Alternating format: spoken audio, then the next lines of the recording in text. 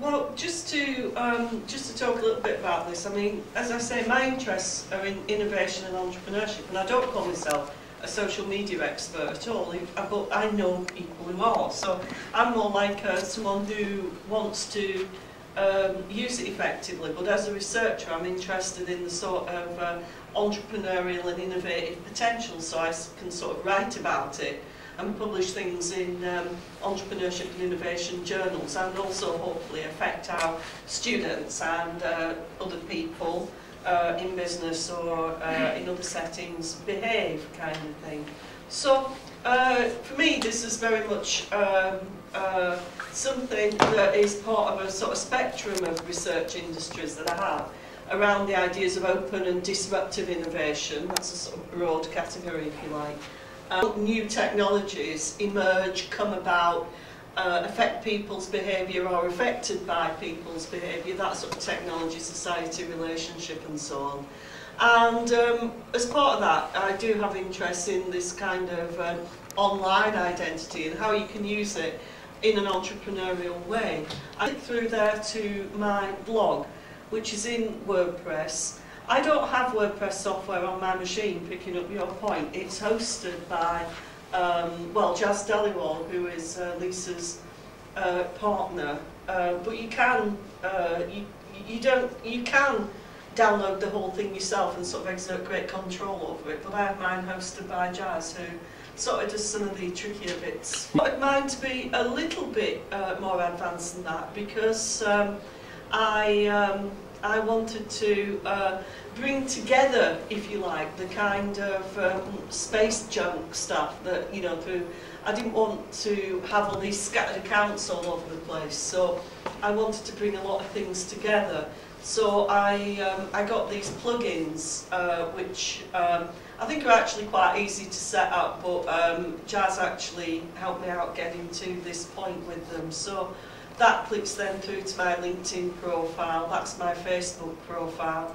I have an email account there, so people can contact me. I don't actually, that's the email account that I use for, it's not my work account, it's not the one where I have my friends, it's the one where I tend to stream in stuff that I end up deleting a lot of, you know, so it's not one that's very close to my heart, but people can contact me on there. What this is doing is picking up these tags here that I tagged it's not doing the text, that's something else. It's picking up the tags. When I write these blog posts, I can do two things to make sure that it has visibility. I can put particular categories on it, sort of big style categories that people might pick up, academic, innovation, creative industries, kind of like huge things. And I can also put more specific kind of tags on as well. And the tag cloud picks up all these tags that I use, and the more I use a particular tag, the bigger it is in this space here. So things that I say a lot, like academic, innovation, emerging technology, they're quite big. Things that I don't use so much, or that are relatively new, don't show up that much, but may in future. So for example, there's Trondheim here, which I went to once. That's got quite a small tag. One topic, as you can see, it tells you there. But if I went again and that became like a big thing in my job, then that will become bigger and bigger. So, you know, I'll become of more interest to people who are interested in Trondheim. I will be big in Trondheim, if you like. So it just gives a sort of visual picture of what you're about, really. These are the delicious bookmarks, which is a sort of collection of links. And here, again, we'll link through to things that I'm specifically interested in, like the academia profile that you mentioned, Chris. That's my consultancy website. This is a company I work with a lot, and another one there.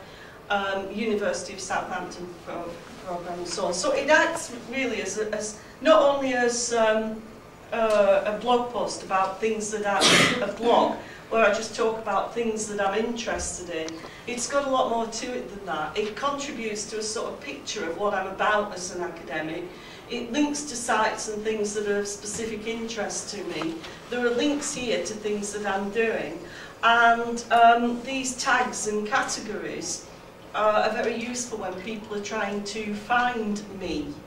And what I find is, and that's just the first page, so over here, for example, I've got abstracts of papers that I'm doing. And this isn't well presented, they're just kind of like text stamps on stuff, cut and pasted in. But they're on papers, and they give people who are specialists in this area a sort of feel for, is she working in the same sort of space as me or not? And there's a lot of specialist language in here. I'm not looking for a lot of traffic, I'm looking for specialist traffic. And there's a sort of CV projects. Again, this summarises key research interests. I seem to have about 8. I probably should have about 4. Probably got about 10, really. And these are my publications, which as an academic, you know, it's all fairly obsessive around that at the moment. And slideshows as well. Now, these are just links to slides, to shows, presentations on SlideShare.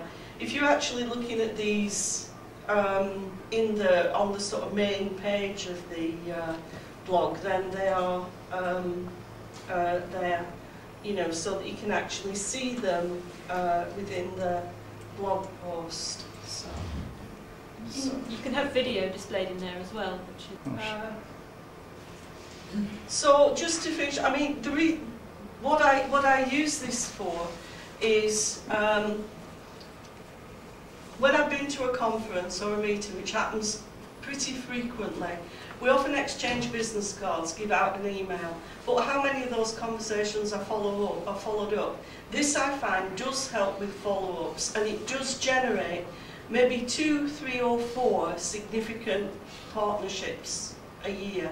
And that's all I want from it. I couldn't handle any more than that. So for me, that really works. I'm not trying to scale a business. I'm trying to develop a particular space and a sort of identity around myself. It's